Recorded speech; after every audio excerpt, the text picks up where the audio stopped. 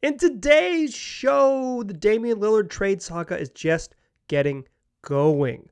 What's a Dame trade even going to look like? When we Locked On Blazers, let's get into it. You are Locked On Trailblazers, your daily Portland Trailblazers podcast. Part of the Locked On Podcast Network, your team every day.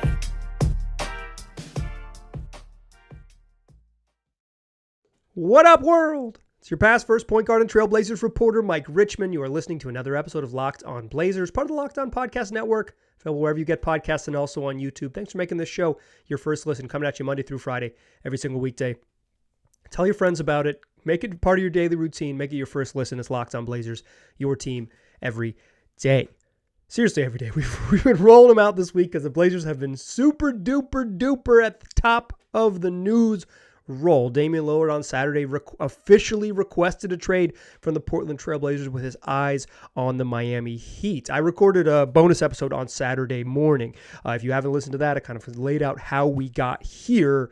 Now I want to talk about what's next. So if you are just tuning in because you're not used to me having Saturday episodes, well, guess what? The news moved quickly. We had a little bonus episode on Saturday, I had a bonus episode Friday night because it's been a busy week in here. So go listen to that when we talk about how the Blazers wound up here. What I want to do in today's show is spin it forward. What's next? So we'll get caught up on everything that's happened since I last recorded, kind of the latest news, where we stand with the team and Dame and all of that. Then I want to talk trade packages. I want to get specific. The suitors, what those packages might look like, what those teams have to offer, and then we'll close the show with like a modest proposal, a deal that was helped in part by a listener of the program, kind of helped me concoct what is a realistic trade, what I think a realistic trade could potentially look like. So we'll end up with what I think is a realistic package. Let's work our way there slowly and start with just like let's work our way through the facts. First of all, where does the team stand? Well, Damian Lillard requested trade shortly before 9 a.m. on Saturday morning, and then I record this podcast, and then right after the podcast drops, Joe Cronin releases the following statement. We have been clear that we want Dame here, but he notified us today he wants out, and he'd prefer someplace else. What has not changed for us is that we're committed to winning, and we are going to do what's best for the team in pursuit of that goal. I think there's a lot of different ways you can read this. One, I would say it's relatively combative from Joe Cronin. Like, we're not going to appease you, Damian Lillard. I think it's relatively combative. I think that's believable. I think it's right for the Blazers to go out and try to pursue the best package available, whatever it might be. What do they owe Damian Lillard? It's kind of a silly conversation.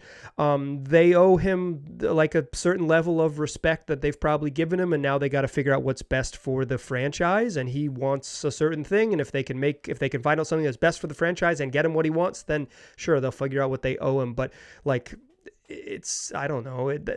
Is such a strange question to get into. I don't know that when you get to the I want to be traded trade demand when you have a bunch of years left in your contract, I don't know what you are owed. Perhaps nothing. And the Blazers are really sticking to that. In fact, Adrian Wojnarowski, shortly after this statement was released by Cronin, sent it to the people who break the news in this world. Adrian Wojnarowski of ESPN, Woj, as you know him, reported that the Blazers are, quote, looking for a star-level return package, and they plan to look across the league and, quote, well beyond the Miami Heat to find one. That is very specific. Dame has, Dame has his sights set on Miami. He wants to play with Jimmy Butler. He wants to play with Bam Adebayo. He wants to, be in that part of that system, in that city, and the Blazers say, yeah, the Heat's package isn't very good. We want something better out there. And according to Sam Amick, there are other packages that could potentially be out there. The Philadelphia 76ers are interested. The Los Angeles Clippers are interested. The Utah Jazz have even been a team, according to Sam Amick of The Athletic, a team registered interest in pursuing a trade for Donovan Mitchell. I don't think so. For Damian Lillard. Add those to the list of Brooklyn and Miami. That's 5 teams that are legitimately interested. If you've been a longtime listener to this podcast and every day, or back in May, I did an episode about what a Damian Lillard trade might look like. This was much more hypothetical. It's gotten much more real now. But in that episode, I mentioned that I think there are going to be a limited number of suitors because of how specific what the Dame situation, he's owed a bunch of money. So if the back half of his contract at 36 years old is going to be making $63 million. It's a lot to commit to financially. He is a win now type player, and because of the money and the type of player he is, if you have to give up a ton of assets and you're not really good in the next 2 seasons, it might not make sense. So I don't expect there to be a giant market. I'm not even sure I 100% believe the Utah Jazz are interested in Damian Lillard. Should they be? Yeah, he's good, but he's a specific type of player. He's going to be excellent, I think. I don't have much doubt him being excellent over the next 2 seasons.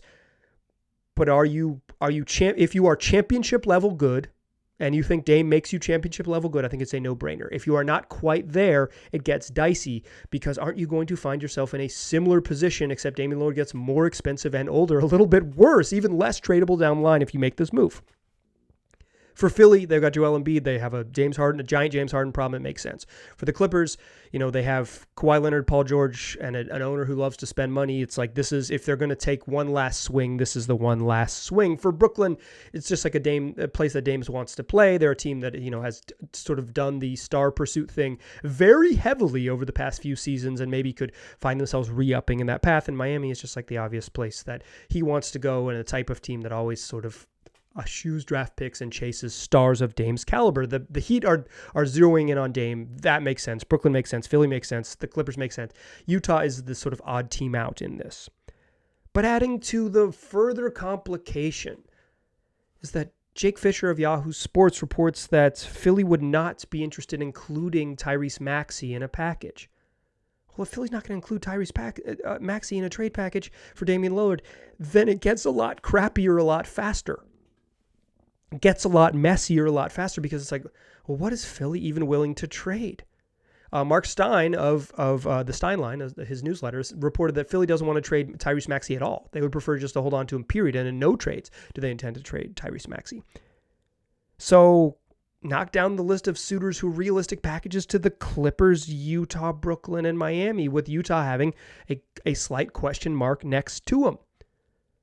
So what the heck are these trade packages even going to look like? That's what I want to talk about in the second segment. The specifics from these teams, the teams that are legitimately might be interested, and what they have to offer. That's what we'll do in the second segment. But first, let me tell you about PrizePicks. It's daily fantasy made easy. I play PrizePicks on the app, but you can also play it on PrizePicks.com. How it works is you pick between 2 to 6 players, and if they go over or under the PrizePicks projections as you pick them, you can win up to 25 times your money if you go perfect 6 for 6. But you don't need to go perfect 6 for 6. You can say, listen, I'm not feeling that froggy. I'm a 4 for 6 night. Pick your entry of 6 players. Pick 4 that you say, I'm going to get 4 out of 6 right. Get your money. 5 out of 6 right. Get your money. You set the odds. You set the lines. And it's just you competing against PrizePicks projections.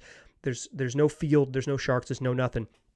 So I play the NBA. They set stat lines for things like points, rebounds, assists, and steals, but you don't have to just play basketball. You can play this summer. You can play the WNBA. You can play PGA golf, or whatever golf is going to look like. You can play tennis tournaments. You're going to find it all on PrizePicks. So don't wait. Go sign up today, and when you do, use that promo code LOCKEDON, whether you're downloading the app or at PrizePicks.com. You get a 100% instant deposit match up to $100. Put in $100, give you $100. Put in $50. They'll give you $50. So make sure you use that promo code LOCKED ON when you sign up and get that instant deposit match up to $100. All right. So if the suitors are the ones that have been reported, I think walking through what their trade packages could look like has some value. I want to offer this caveat. If another team swoops in and makes the Blazers this crazy Godfather offer, they should take it immediately. But I'm not going to run. Like I said, I think it's going to be relatively narrow because of the specifics of Damian Lillard's age, money, and what you would have to trade in return for him, most likely, that there isn't going to be a wide list of suitors. I also think quietly, I don't know how much, it's hard to gauge something like this, but this is a players' league. Players have a ton of power. I think Dame doesn't have Brad Beal no trade clause, I get to pick where I need to go. But I think he has some influence, not in the on the Blazers side. They might just be done with him. They might just be not done with him, but they might be frustrated enough with him that they'd like to just send him wherever, and him and his people will figure it out from there. But I think you can call Danny Ainge and say, don't trade for Damian Lillard. He doesn't want to be there. And Danny Ainge might say, cool, I don't want to cash in all my chips for someone who doesn't want to be here. I think you can do that. I think I think that type of sway exists for sure. I think that's part of the calculation. So if we're considering the Philly, the Clippers, Utah, Brooklyn, Miami, what do those trades look like? We've talked about the Heat package a bunch. And it's underwhelming. It's straight up bad. I mean, I mentioned like this was several weeks ago. If you're an everyday listener, you've heard me say this. I think it stinks. But the more I walk through this exercise, I do think the trade package that they'll get back is going to stink. I think it's going to stink.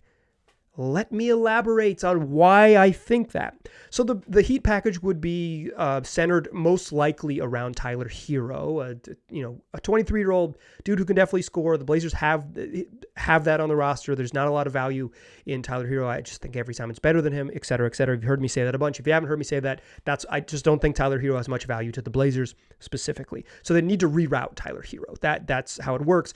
They could also put in Kyle Lowry's expiring money. And they have some young players like Nikola Jovic and Jaime Jaquez, who is the rookie, who are draftee this year. But they don't have a lot of picks to trade. They can trade a 2028 pick, they can trade a 2030 pick, and they owe a future pick to the Oklahoma City Thunder. So they could unprotect that pick and say, okay, in 2025 or 2026, you get our pick. That's now fully unprotected. So then they could trade 2024. Maximum of 2 of 3 first rounders. That's the maximum they could trade. There's no negotiating with Miami. You don't need to go. You can't go to the table and squeeze them for 4 or 5 first round picks. They legally cannot trade any more than that.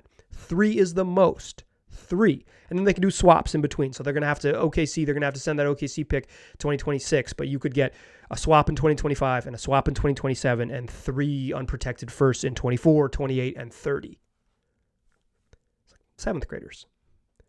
It's not very appealing. But I digress. Say the Clippers want to get involved. What the heck do the Clippers have to trade? Terrence Mann? Terrence Mann could be the sort of young player that this is centered around, and the sort of expiring money that they've been rumored to be offering in the James Harden deal, which is Norman Powell, Robert Covington, Marcus Morris. Oof. Okay, but what picks do the Clippers have to trade? Well, they've pretty much traded them all. They can only trade 28 and 30. Would you rather have 28 and 30 from the Clippers, or would you rather have 24, 28, and 30 from the Heat? Uh-oh. Philly. Maybe Philly doesn't want to include Tyrese Maxey. Say they do. Absolutely, I think the best player you could get back in this trade. I think Tyrese Maxey is better than Tyler Hero. I prefer him more. He hasn't signed his next contract yet, so that gives you a little more wiggle room. But Philly, because of all the moves they've made, they can really only trade an unprotected 2030 pick in the future. Okay, that's a mess.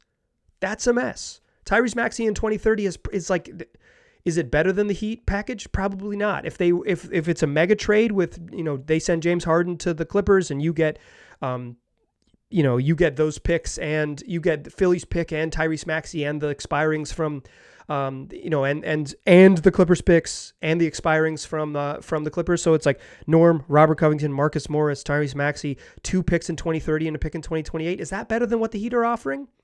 It's close, but it's not like way, way, way better. So then you move your eyes to 2 teams. There's 2 teams that clearly have better packages than those suitors. This is sort of obvious suitors without those teams. Let's start with Utah. I don't know how much Utah has interest in making this happen. Utah previously could have just absorbed Dame into their cap space, but they made a trade for John Collins. So now it gets a little bit dicier. But there's a trade out there where they signed Taylor Hendricks, their 9th overall pick in this draft. Wait 30 days to be able to trade him. Something that looks like Taylor Hendricks, Ochai Agbaji, Taylor Horton-Tucker, and Colin Sexton's money to make it work. And the Jazz have a boatload of picks. They have 10 available first-round picks between now, this is 2024 draft next summer, and 2027. 10 available picks over the next 4 drafts. Whew. The Jazz have it.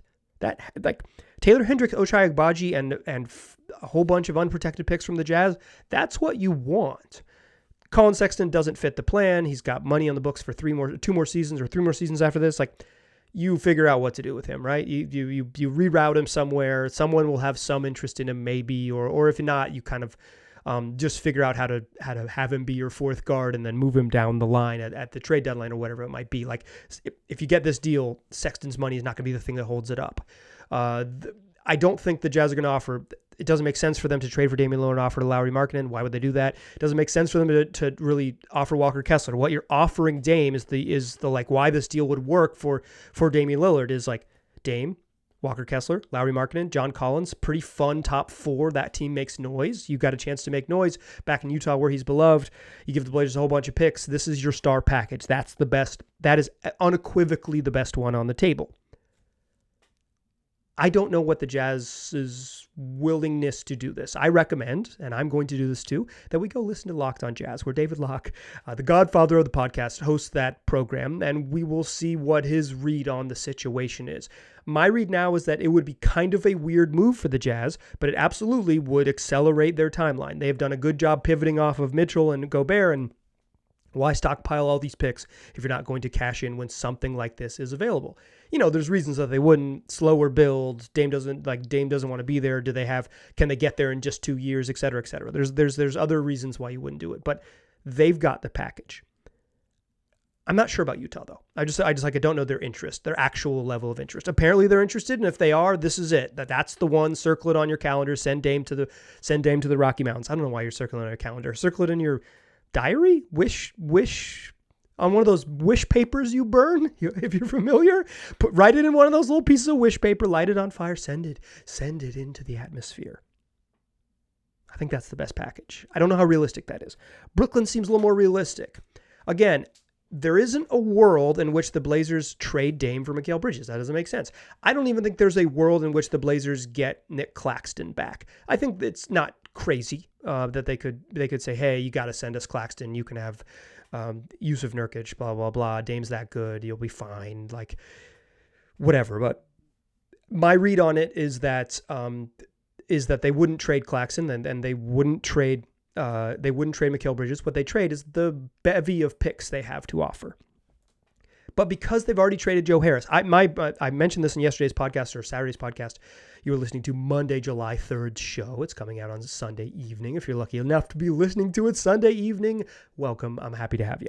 But because they sent out Joe Harris, I thought the Nets had a pretty, Joe Harris is expiring money, Spencer Dinwiddie's expiring money, and a boatload of picks, and throw in Noah Clowney, the draft rights to Noah Clowney, who they just drafted at 21. Maybe throw in the draft rights to Derek Whitehead, who they also drafted right in the same range, 22. I don't know who went first, but they had 21 and 22, and they got Clowney and Whitehead. It's like, yeah, that's it. Let's go, call it in right now. But once they traded Joe Harris, they didn't have those appealing expirings. And so to get to the money that you need to trade for Dame, you probably have to include Ben Simmons. Ben's got 2 years left on his deal. I do not think he becomes a viable NBA player again. I think that ship has sailed. But, you eat 1 year of his contract, and the next year he becomes this massive expiring contract. Expiring contracts are going to be valuable in the league again, especially big ones, because of the oppressive nature of that second tax apron. Teams are going to be looking to take on expiring money and say, let us get out of this mess. Take some contracts with multiple years in the future. We'll pay you to kind of to make it happen. And the Blazers, if they were in a rebuild, that's exactly the type of thing you would want to do. That's not this trade deadline, but would be the following trade deadline in 2025. It's a little bit down the line. I don't love the Ben Simmons contract. I wouldn't want it, quite frankly. But if you're talking about realistic trade packages, you kind of have to do it now looking at the Nets situation. So it would be Simmons and Clowney and Whitehead. Maybe you only get one of the rookies. Maybe you have to choose between Clowney and Whitehead, and I would go Clowney for my money. But Simmons and Noah Clowney. And then the Nets, their picks are pretty far out. So they have a 2025 pick from Phoenix. They have 2027 picks from Philly and Phoenix. And then they got picks down the line from Milwaukee in 2028, in 2029, more from Phoenix and from Dallas as well. So if you want deeper picks, it's there for you. But if that's the trade market, it's not that. It's just, if Brooklyn doesn't want to get into it, and even if they do, you're talking picks down the line. I think Brooklyn has the best realistic package. I think the best package, period, of the possible suitors is Utah, but their willingness to actually, consummate the trade seems it's a little bit of an unknown. It's an unknown, and the package I have is pretty rich. But give him, it's Damian Lillard. Give him up. Give it up. That said, if Utah's not really involved, it's Brooklyn. It's Brooklyn. You got it. It's Brooklyn. And what can you squeeze out of Brooklyn? One of the, I think, challenges is like, if I know this, some dumb podcaster in his basement, that the Heat only have 3 picks, are the Nets going to go much further than 3 picks that they offer? Like, are they going to give up 5 firsts? Maybe you can squeeze them because Damian Lillard is that good. But the market is the market. And I want to talk about the market because I really feel like this just kind of ends with Miami and the Blazers and a 3rd team or 4th team in a Tyler Hero situation just like figuring itself out. I think this gets done this summer, and I have a trade sent in to me by a listener with a little bit of help from the internet to make it legal that I'm going to offer up that I think is my most realistic path. That's what I'll talk about in the 3rd segment. Join me there, won't you? Still a pass, first point guard. Still Mike Richmond. You are still listening to Locked On Blazers. I think when you walk through this exercise, and I hope that what this show kind of helped you see, is that of the teams that might be interested in Dame, it's not like there is one team out there that's like, yeah, go get it. Like, go get it. I mean, it's Utah, right? But like of the realistic suitors and teams that are sort of like that you would imagine to be in there, that's like, there's not a team that has like this blow you away type package. Like Ben Simmons and Noah Clowney and a bunch of firsts is not a blow you away type package. It's the best of some bad options. And when you get into that, when you start to like really walk down the logic of it, like I've seen Blazer fans and I've gotten a bunch of emails about it, and I know this time sucks. It sucks. For many of you, your favorite Blazer of all time, a guy who's just been such a huge part of your last decade of fandom, to have to imagine trading him and then trading him for an unsavory package, it stinks. But I hope walking you through the logic is like, what do you do? I think the thing that you kind of hope for is a Kevin Durant type situation where he asks for a trade in free agency and then you get to August and he's like, nah, I don't want to be traded. And then you wait till the trade deadline and find that package that like eventually materializes that's much better. Like that would obviously be the best case for both sides. But Dame in Portland is a little bit different than KD in Brooklyn. I think that's like certainly something that could happen, but I do not think I don't think this gets to a point where the Blazers hold Dame hostage and he's like sitting out games. That is not how this divorce ends. I think this gets taken care of this summer one way or another. I just think it might take a month or so. And one of the reasons I think it might take a month or so is because I think some version of the most realistic trade involves the Blazers doing business with the Heat, getting their 3 first-round picks and 2 swaps, and expanding the trade to be a multi-team trade where someone else takes Tyler Hero. And luckily, listener Kyle sent me a version of this that I thought was relatively realistic, in which the Orlando Magic would be willing to offer, say, a 2025 top 3 protected pick in exchange for Tyler Hero. They send that. They immediately route that to the Blazers. So now Portland is up to 4 first-round picks. Maybe you could get another second out of Orlando, but I'm not 100% sure that's Tyler Hero's market. But if you can, you get as many as you can. But let's say a top 3 protected pick from the Orlando Magic comes in 2025 comes to Portland. Then you've got to come up with a little bit more money to make the trade legal. According to John Hollinger of The Athletic, that money, in the new CBA climate, would be about $41.5 million. So start with the $27 million that is owed to Tyler Hero for next year, and then you build the package from there. If I'm the Blazers, I'm asking for Jaime Jaquez, a first-round pick this year, and I'm asking for Nikola Jovic, the second-round pick of last year. But the rest of the money they have to offer doesn't appeal to me. Kyle Lowry's giant expiring contract, like, sure, cool, maybe that's flippable in February, but it's not really ideal for this. But if we get there, we'll talk Kyle. But I don't want to talk Kyle now. So I want Jaquez, I want Jovic, and then I want to call OKC that has agreed to a trade to acquire Victor Oladipo. And this was an idea that Hollinger floated as well. Not this specific idea, but a version of this that I think makes sense, because when Kyle sent me this trade, initially it had Oladipo coming to the Blazers to make the money work, but Oladipo has already been agreed to be traded. I believe that trade is unofficial. So you expand that to 4 teams. Part of the trade to OKC is that the pick that the Heat owe OKC in the future, which is lightly protected, you completely take those protections off, give them an unprotected pick in 2026, give them Victor Oladipo, Oladipo. That gets you to the 41 and some change, 41 and a half, a little bit more than that with Oladipo's money. That would make a Dame trade legal. So the Blazers end up with 4 firsts. 2 of them are pretty far down the line, but I think if you're trading with Miami Heat, you want them far down the line when Dame is out of the league, Jimmy Butler's out of the league, Pat Riley's retired. 4 first-round picks, Jaime Jaquez, Nikola Jovic, and the swaps from Miami also in 2025 and 2027. I think this is something like the most realistic package because I don't know if Utah's willing to play ball. I don't know how much you're going to end up getting out of Brooklyn. And I'm not 100% sure Ben Simmons' expiring money, Derek Whitehead, and Noah Clowney is better than this version of the thing you get from the Miami Heat. I think this is something like the most reasonable package. You'd have to make, there's some other like moving parts to make a 4-team trade work, but this gets you to the money you need to, and gets you picks, and you don't have to take on Tyler Hero's money, and you get another first-round pick to make it work without, you would have to wait. Jaime Jaquez signed his contract, so you have to wait 30 days. Jovic, he's eligible to trade it right now, so this happens like in, the first week of August or whatever. But I think I don't know, I'm not going to say like this is the trade that happens. I have no confidence in that, right? Like the league moves too quickly.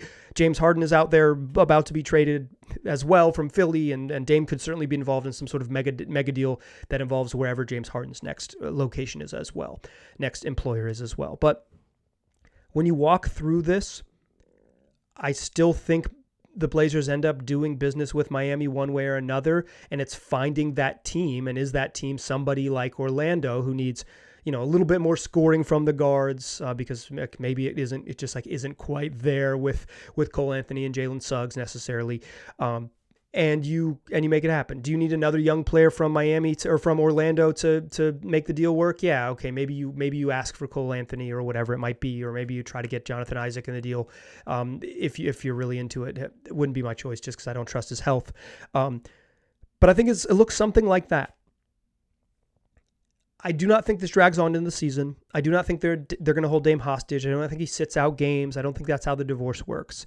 And I don't necessarily think that there are other teams that are going to jump into the mix because of the specifics of the Damian Lillard situation. If Utah does, make sure you jump with them because that's the team you want to do a deal with. If not, I think you come back to Miami in something that looks like this. Another team, a multi-team trade, all of the picks that Miami can cash in and all of the swaps, and they pursue their championship with no assets in the future as they have done in the past to some level of consistent success. I think another listener sent me this email, Scott. Shout out to listener Scott, longtime listener of the program, a wonderful emailer as well. Scott, thank you for listening. Scott said weeks ago, maybe 10 days ago, this is going to get messy. I think it is. I think Scott's right. I think this gets a little messy. The way that Cronin has dealt both publicly and maybe through the way the reporting is coming from Adrian Wojnarowski, that's like, here's Cronin's statement, here's what the Blazers are thinking. That's like, both publicly and privately, the way that this is sort of the posturing is coming from the Blazers is pretty aggressive. It is like, hey, we're going to do the best for us, not for someone who doesn't want to be here.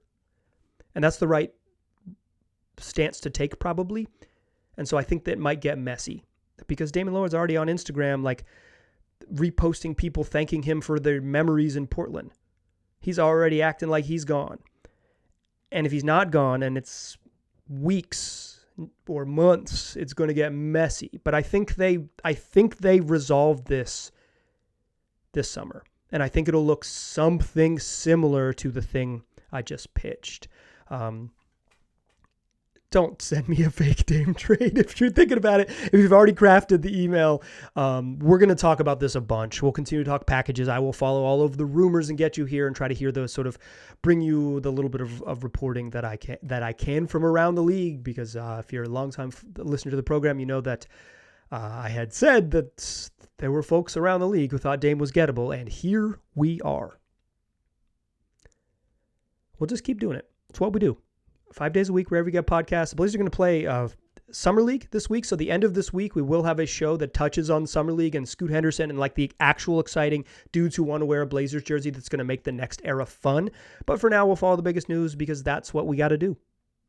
I appreciate you listening. Tell your friends about this show, wherever you get podcasts, also on YouTube. For real, I appreciate you listening. I'll talk to you soon.